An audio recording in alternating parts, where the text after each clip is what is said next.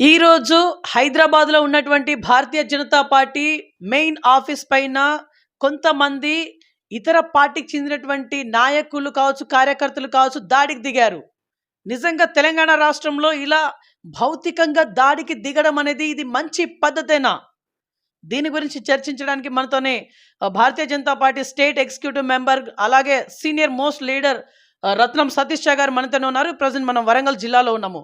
So ఈరోజు 7th జనవరి 2025 తారీఖున జరిగినటువంటి ఈ ఘటన పైన చాలా విమర్శలు అయితే వస్తూ ఉన్నాయి. ఈ రకంగా భౌతికంగా దాడి చేయడం అనేది ఇది దురదృష్టకరం అని చెప్పేసి వ్యాఖ్యానిస్తూ ఉన్నారు కొంతమంది వ్యక్తులు.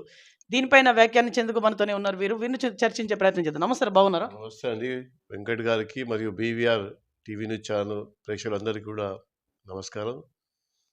ఓకే ఓకే సార్, స్ట్రైట్గా అడుగుతున్నా, మీ మెయిన్ పార్టీ ఆఫీస్ పైన ఈ రకంగా భౌతికంగా దాడి చేయడం అనేది ఓకే, మీరు ఏమన్నారు?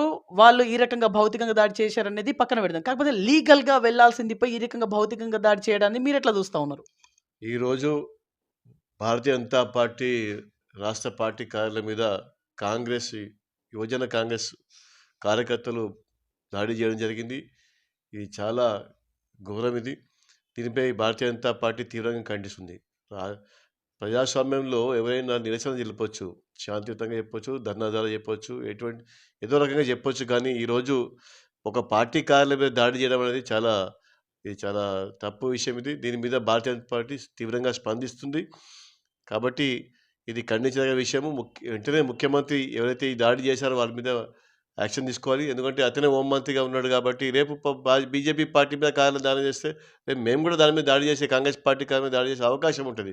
ఇది కాదు కదా, రాజకీయ పార్టీలకు ఇదే కాదు కదా. ఒకరికి ఏదైనా ఇష్యూ ఉంటే దాన్ని నిరసన తెలపవచ్చు ప్రజాస్వామ్యంలో, అది వాళ్ళ అధికారం. కానీ దాడి తీయడం అనేది కరెక్ట్ కాదు. దీన్ని భారతీయ జనతా పార్టీ తీవ్రంగా ఖండిస్తుంది.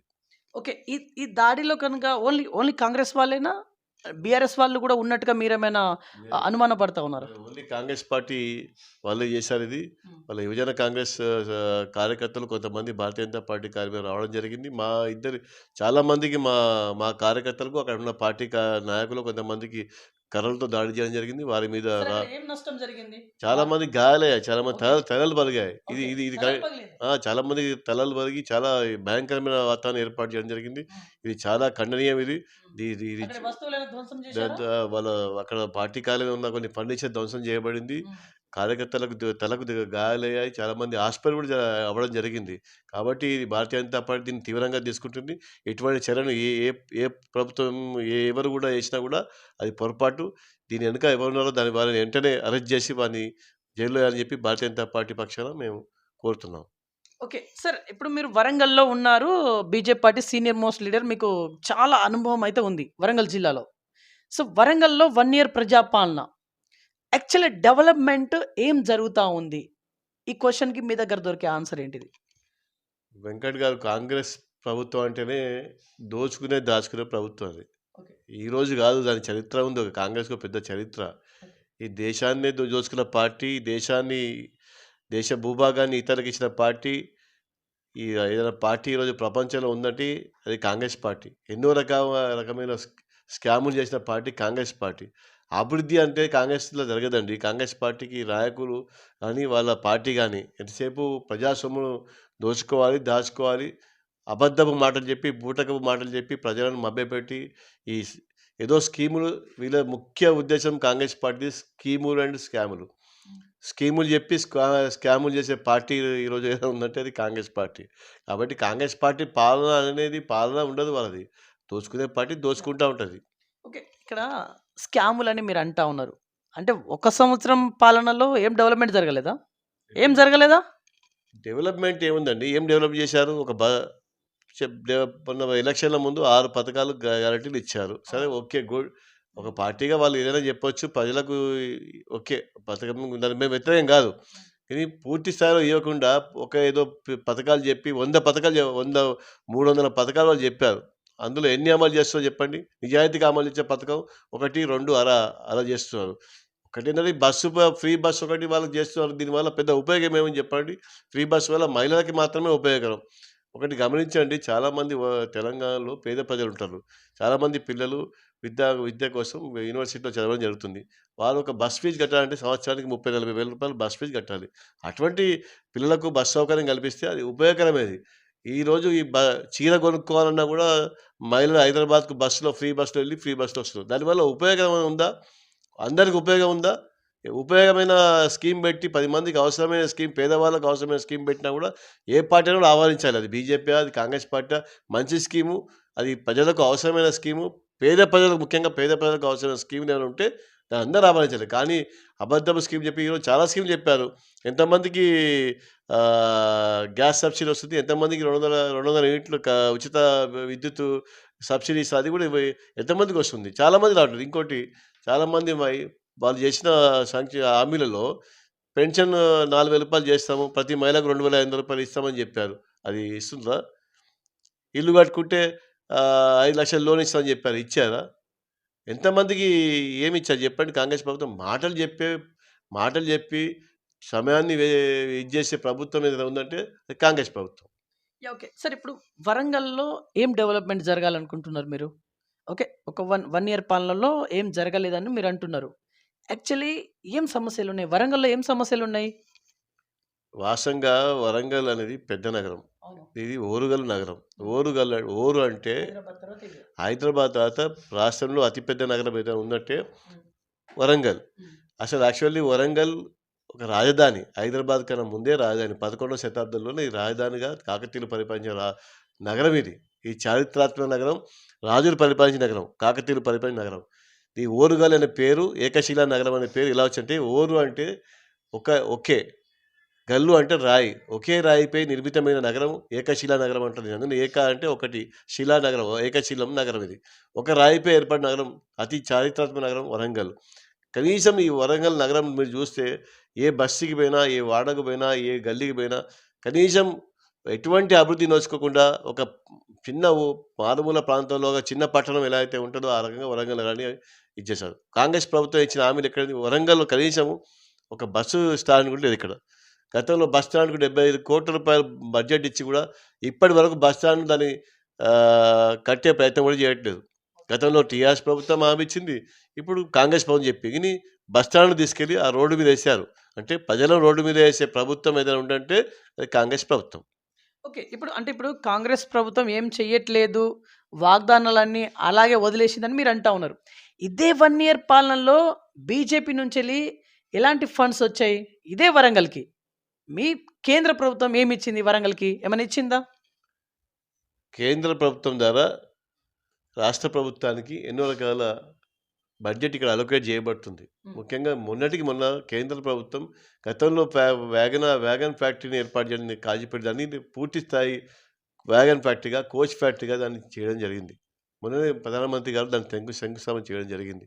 అదేవిధంగా దాని డివిజన్ కూడా చేయాలని అనుకుంటున్నారు. వరంగల్ రైల్వే దాన్ని కాజీపేటను డివిజన్ చేయాలని అనుకుంటున్నారు. అదేవిధంగా వరంగల్‌లో రెండో నగరం, అతిపెద్ద నగరమైనా కూడా మామూలు ఎయిర్‌పోర్ట్ అనేది గతంలో చాలా సంవత్సరాల క్రితం ఎక్కడో ఎయిర్‌పోర్ట్ ఉండేది.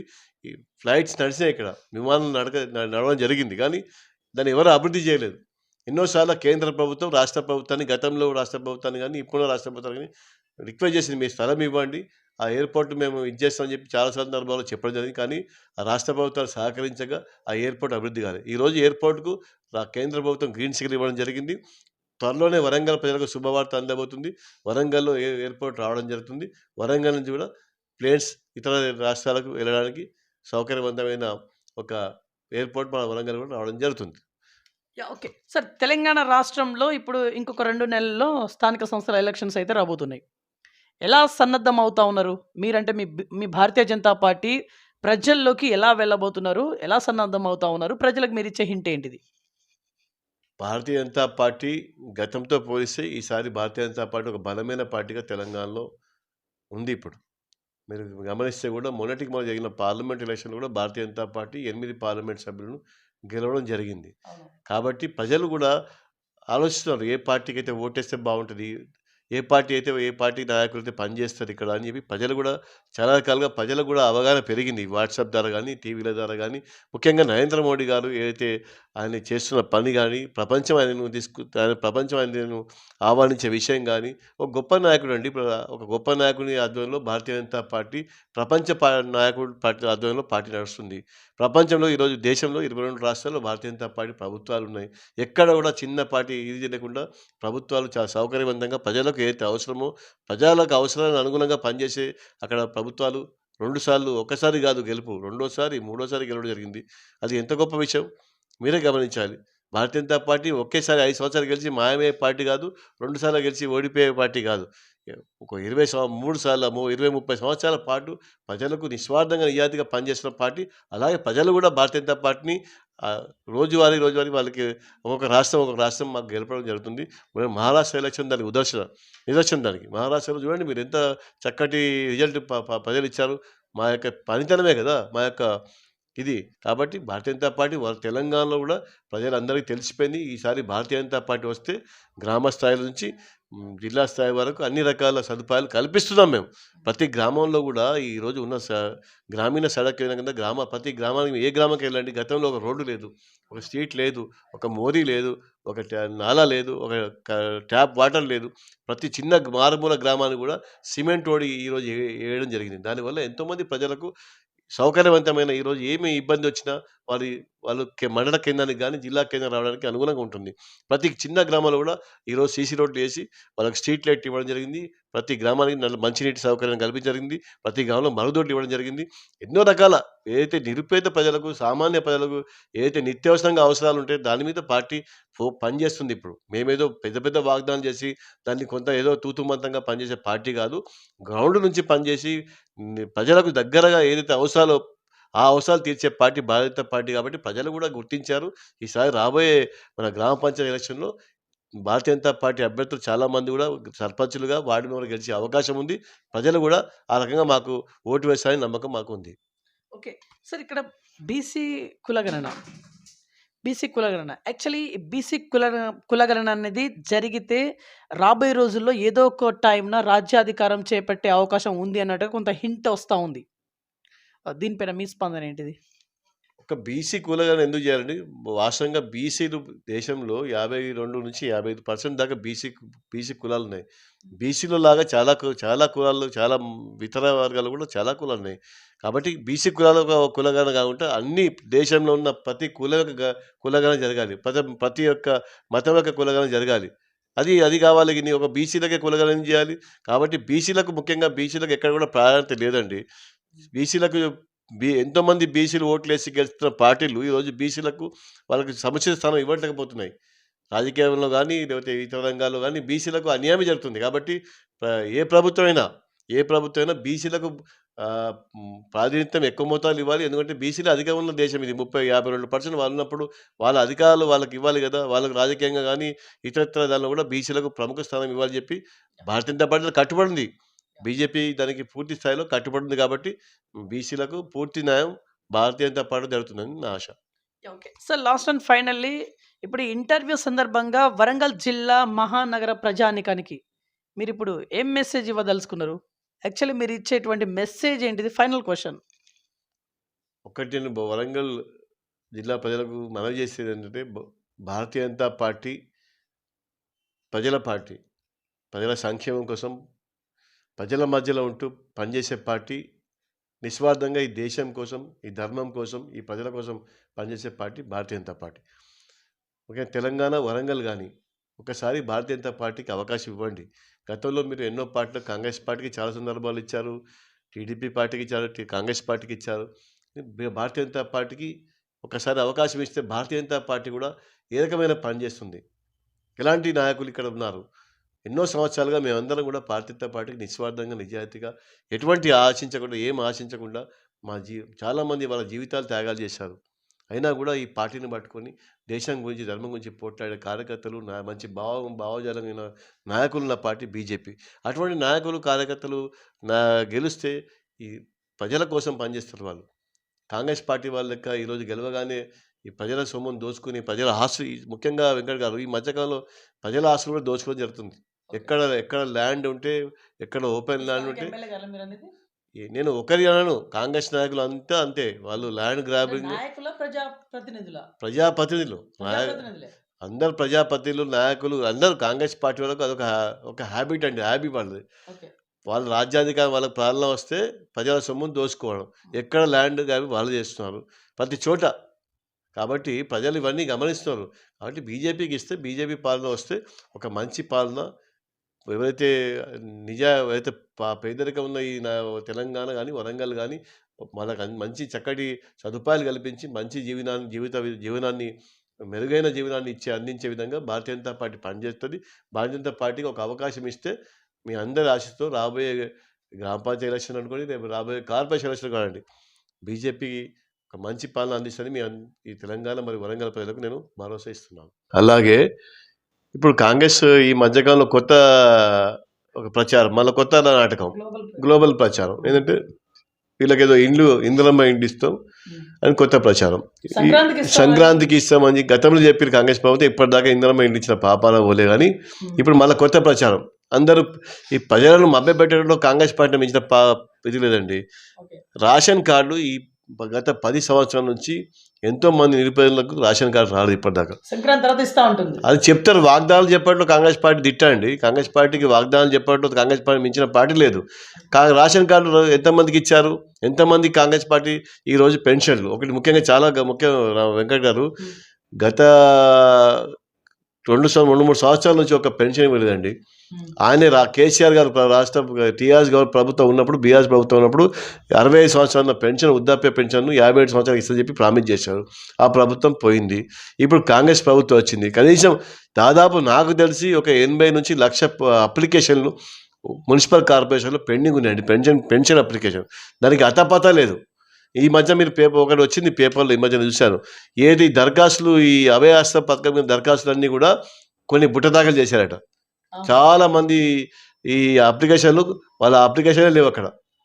అంటే ఏదో పబ్లిక్ను మభ్య చేయడానికి ఏదో పెట్టి ఏదో ఇస్తున్నామని చెప్పి ఆశ పెడితే ఈ పబ్లిక్ కూడా ఎలా జరిగిందంటే ఈ మధ్యలో ఏదో అంటే చాలు ముందుకు వస్తారు. కానీ నిజమైన వాళ్ళకి చెప్పిన మాట నిలబడి చెప్పిన టైంలో వాళ్ళకి ఆ పథకం ఇచ్చేయాలి. అంటే ఇక్కడ సంక్రాంతి తర్వాతనే కొన్ని మంచి కార్యక్రమాలు తలబెట్టబోతున్నాం అన్నట్టుగా కాంగ్రెస్ పార్టీ వ్యాఖ్యానిస్తూ ఉంది. మొన్న భట్టి గారు కూడా ఇదే మాట చెప్పారు. ఎందుకు మీరు సంక్రాంతి వరకు ఎందుకని వేచి చూడలేకపోతారు?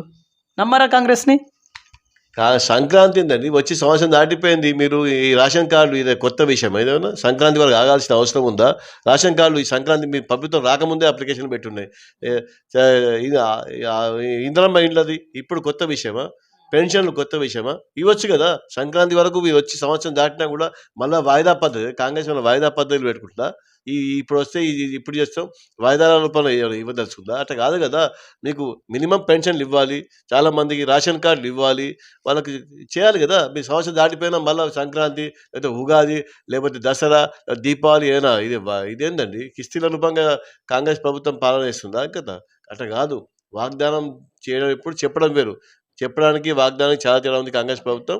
కాబట్టి మా డిమాండ్ ఏంటంటే ఏదైతే పెన్షన్లు పెండింగ్ ఉన్నాయో, ఏదైతే ఇందిరమ్మ ఇండ్లు ఇవ్వదలుచుకొని ఈరోజు గ్లోబల్ ప్రచారం చేస్తున్నారో అది ఎంబడే ఇవ్వాలి. ఎవరు అర్హులైన వారికి మాత్రం. ఎవరైతే అర్హులో నిరుపేదలో వాళ్ళకి చాలామంది ఇండ్లు లేని వాళ్ళు ఉన్నారు. వాళ్ళందరికీ కూడా వెంటనే సరే వాళ్ళు చెప్పాడు సంక్రాంతికే అందరికీ ఇండ్ల స్థలాలు పట్టాలు ఇవ్వాలని చెప్పి బీజేపీ డిమాండ్ చేస్తుంది. అలాగే ఈ కేంద్ర ప్రభుత్వం ముఖ్యంగా ఇక్కడ గమనించాలి, తెలంగాణ రైతులు గమనించిన విషయం ఏంటంటే ఈ రాష్ట్ర ప్రభుత్వం మనకు గెలిచినాక రైతు భరోసా చెప్పింది. రైతు భరోసా ఇప్పటిదాకా అమలు చేయలేదు. రైతులకు 15,000 రూపాయలు ఎకరానికి 10,000 ఇస్తుందని చెప్పింది. అది ఎంతమందికి వస్తుందో గమనించాలి. 12,000 రూపాయలు అది చెప్పారు. రైతు కూలీ వాళ్ళకు కూడా డబ్బులు ఇస్తామని చెప్పారు. 500 రూపాయలు బోనస్ ఇస్తామని చెప్పారు. ఏది కూడా ఇప్పటిదాకా అమలు చేసుకోలేదు. కాబట్టి ఇప్పటికైనా రైతులకు ఇవ్వాలి. ముఖ్యంగా కేంద్ర ప్రభుత్వం ఏమిస్తుందంటే మన బీజేపీ గవర్నమెంట్ నరేంద్ర మోడీ గారు రైతుల పట్ల ఎంతో నిజాయితీగా వ్యవహరిస్తున్నారు. రైతులు బాగుంటేనే ఈ దేశం బాగుంటుంది, రైతు బాగుంటేనే ఈ దేశం ముందుకెళ్తుంది. కాబట్టి వారికి 6,000 రూపాయలు ఏదైతే ఉందో సంవత్సరానికి ఎకరానికి 6,000 రూపాయలు టెన్షన్గా సమయానికి ఈరోజు బ్యాంక్ ఖాతాలు పడిపోతున్నాయి. ఏ ప్రభుత్వం ఇప్పటిదాకా ఇవ్వలేదు. కొన్ని లక్షల కోట్ల రూపాయలు రైతులకు ఇస్తుంది. దానికి తోడుగా చాలామంది ఎంఎస్పీ ఇవి అంటారు.